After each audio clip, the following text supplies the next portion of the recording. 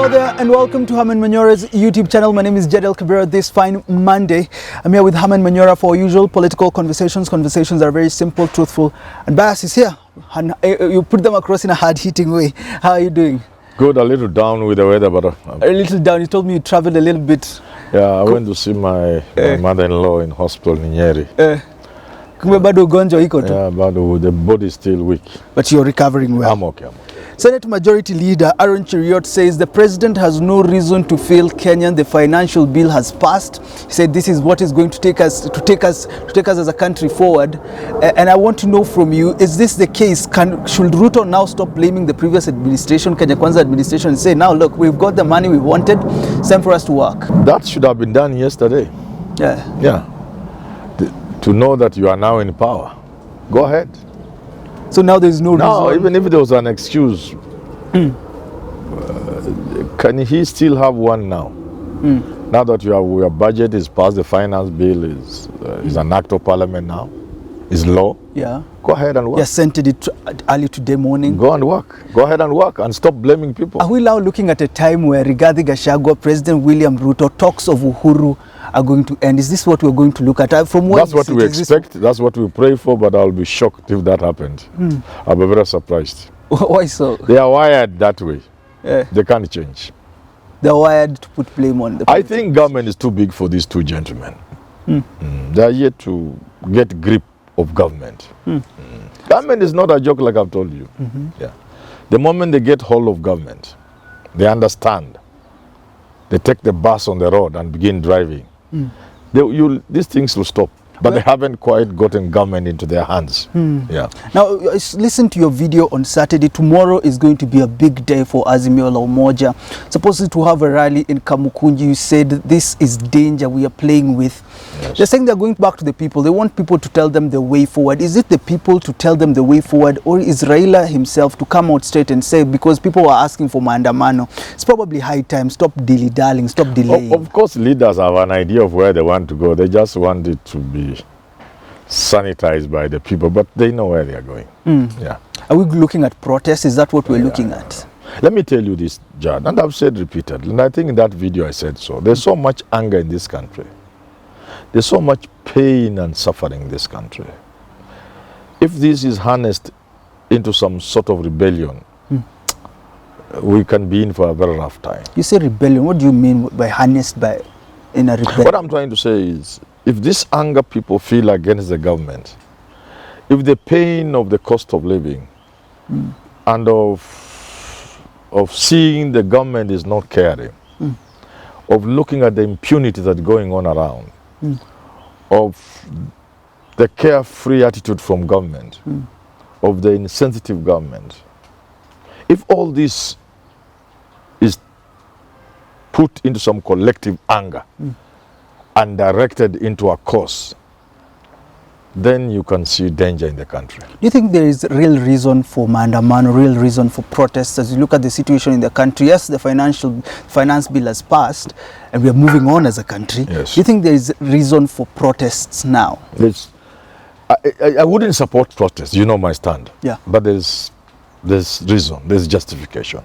I'm saying the anger in the country, you cannot control anger by that kind of carefree attitude from government. Well, what's the justification? Don't care attitude, you know, is an insensitive government. The president there signing the bill into law proudly. The mood in the country is against that. Everybody who appeared before the finance committee, I'm using everybody to mean basically almost everybody, said this wasn't the right time to do those things they were doing. Even those who support them. Even the MPs who voted for the bill, away from cameras, they knew they were doing a wrong thing. So a government that shows it doesn't care. What do you think, what do you make of this? Because for President William Ruto, I think he believes he was elected by the people. They gave him the mandate to change this country. He feels like this is how to change this country. Shouldn't we just watch and see, because now the financial bill has passed? When you are changing things for the good of people, even if they can't see where you are going, it is your responsibility to make them see. So if you fail to make them see, and they perceive you as doing things that are not in their interest, however good those things are, they'll come to naught. Yeah, and that's how governments have collapsed throughout history. Not that what you are doing is necessarily bad, but it's not in sync with the thinking of the people. The people for whom you are doing the good things don't see what you are doing. You leave them behind and expect them just to.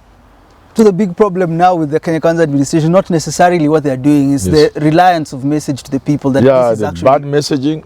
What comes out is that this is a government that doesn't care. Yes, people have said these things are wrong.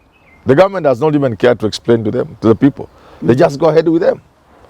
You turn a levy into a tax. You don't care. It means you don't care. The way this government comes out, it's a good government. Ruto is good, maybe well-intentioned. Maybe at the end of the day, this country will move forward. But he comes out as a president who just doesn't give a hoot what the people think. Just because they're not communicating. Yeah, not even. Look, a man is charged tomorrow with theft of 26 billion. Goes before court. Tomorrow you take the same person and give them a job. And another and another. It's a government that doesn't care. It shows the government just doesn't care. So this is something you say can justify the reason for protesting. Raila brings it to the people. The build-up of all this leads to a situation where people think they are dealing with a government that is monster. A government that doesn't just care what the people think. No government throughout history has ever succeeded when the people consciously feel their problem and consciously express those problems, and the government doesn't care. So Ruto is where Louis XVI was at the French Revolution. You are out of touch with what's going outside. You've heard Marie Antoinette about if they can eat cake. Yeah. Of course, people don't understand the French culture of cake and bread. Cake and bread. They think cake is very good. No, bread is very special.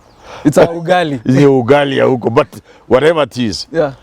The wife, including Marcos in the Philippines, with the wife and with I don't know how many thousand pairs of shoes. So a leadership that is completely out of touch with what's going on with the people. That's where Ruto finds himself today.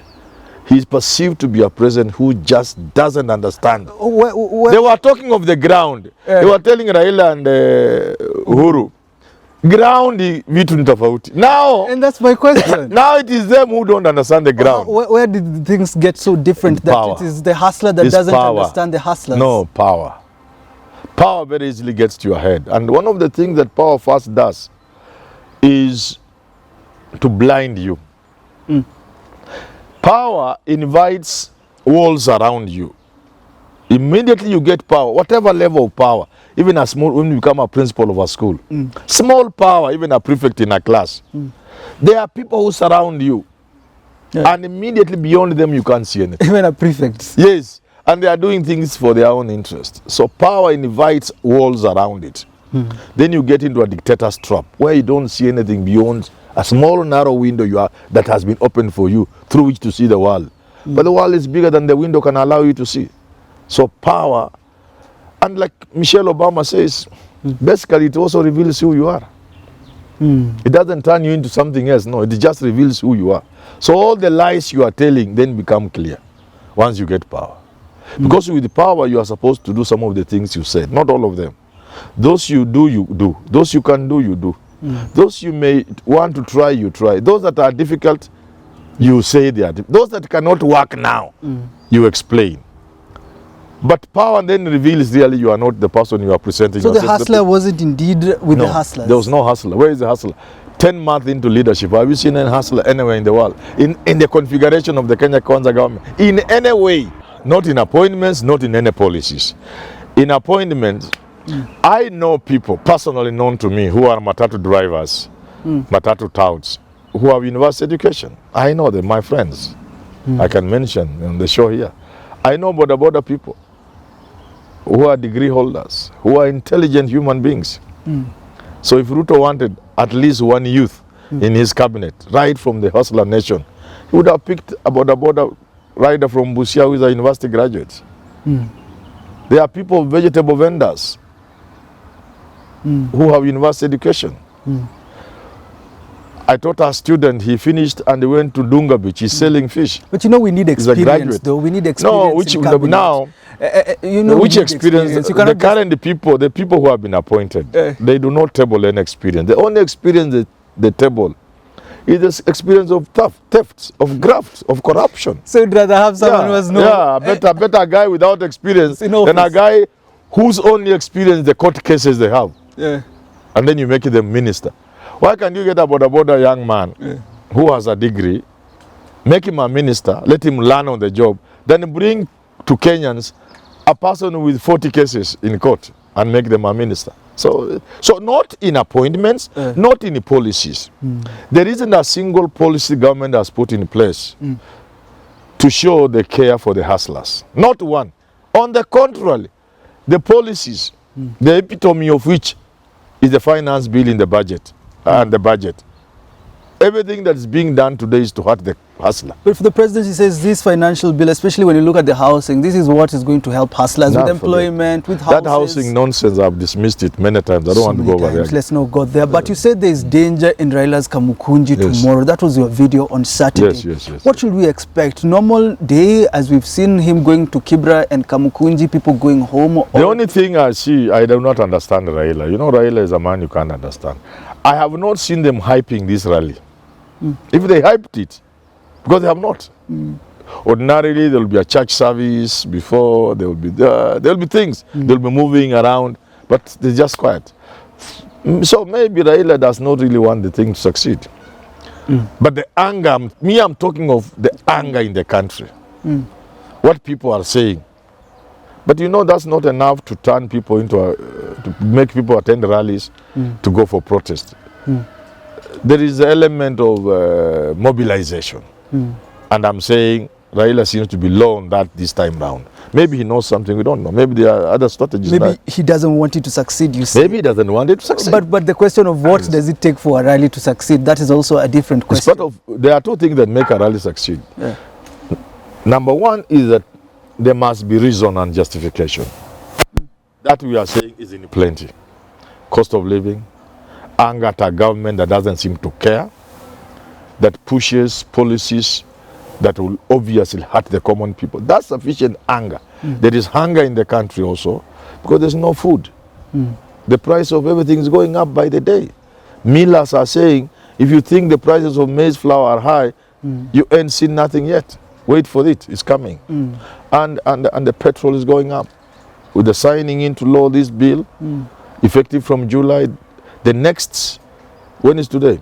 26th, the next April, on the 14th of July, fuel will go up by more than 10 shillings. Other factors remaining. Although luckily for the government, the international crude prices are going down. That may be good for them. Can balance things out. Can balance things. But under ordinary circumstances, oil will go up because of the taxation. So there is sufficient reason why people should turn up. But that is not always enough. There's an element of mobilization. And that's why I'm seeing Raila today thin when it comes to that mobilization. But I wanted to know, success doesn't necessarily mean people being there, but also the messaging they bring out. Could this also be a determining factor to see whether the rally will be successful in the way they will address people in their homes and also the crowds that will be there? No, for this particular instance, success must be on the ground. Mobilization. People must be there. People must turn up in big numbers, express their anger. And one thing must then lead to the other. That rally must then lead to another rally or a date for protests. So if you have a handful of people turning up in KAMUKUNJI, you can't talk about the demonstration day. If there are demonstrations, that is, Rigathi Gachagua says, Barabara bado ziko, you can. You see that kind of, this what have I said? No, please stop there. What have I said? Time round? But ask your question. How different should things be this time around when you come to the police? Because I want to also to touch on what you said on your video, that this police, we don't know. We don't really know. You posed a very difficult question. We don't really know if this police will remain as independent as they should be. Let's start with this. Rigathi Gachagua saying that, and also the police dealing with protests. You see, Gachagua anasema barabara ziko endeni muandamano. Roads are there. Go. You see, that is a deputy president of a country. There was a country. There's no country anymore. A deputy president, my friend Gachagua Mdhoniwa wangu. Yeah. You cannot tell people like that if you are the deputy president. When you are MP for Madeira, you can say that. The moment you climb to become a man who can become president in a second, flash of a second, God forbid, in a flash of a second, you can become president of the country. You can't tell people go and demonstrate. In a country known for demonstrations, in a country known for violent mass action, in a country that is divided badly on tribal lines, a deputy president, that's what I'm saying. The message you Ruto and Gachagua are saying, they just don't care. They don't seem to understand what people are feeling. You know, you must address things with empathy. When people are suffering, you have to find a way of telling them. What is wrong with the Gachagua saying, well, you are justified to go for demonstrations, but this is our country. These are hard times. We are trying to write things. Let's dialogue. Let's talk together as Kenyans. But don't push us so hard, because we are also trying. Yeah, government is not easy the way you think from outside. He's saying barabara. But to tell people the road is there, go and demonstrate, and you're the deputy president of the country. What kind of deputy are you? There was a country. There is no country anymore. This is not a country. It can't happen in any other country. As you wind up, talk to me about the police, because that is a message you tell the Kenyans. We need to speak about this openly. We need to know that things are becoming different. What did you really mean? What I mean is this. The police are charged with maintaining law and order. The police will be called upon to, under normal circumstances, and according to our constitution, they should help the demonstrators by clearing the road, helping to avoid certain routes, to disrupt it so that they don't disrupt business, by showing them, no, not here, then here, okay, go like this, by avoiding looters joining the demonstrators. That's the work of the police. But now, our history, including the most recent mass action, our history shows us the police are brought in to stop the demonstrations. Not like we saw in South Africa. They are brought to quell the demonstrators using crude methods. So I said, the methods the police are using are outdated. They worked in the 1990s and 1980s. When one tear gas was enough to disperse 10,000 people. When two policemen would go in the village and arrest 100 people in Changa, na wanafunga na kamba, wenye wanajifunga. The world has changed. So that approach from the police cannot work. Secondly, I said the police can easily be overpowered physically. And I gave example of Kawangware when Raila was there. I gave example of Pipeline and Juja. If those people had wanted to overpower the police, they would just have overpowered them. We don't want to get a situation where the citizens of our country will be forced into overpowering the police physically. That's not good for the country. How many policemen do we have in this country?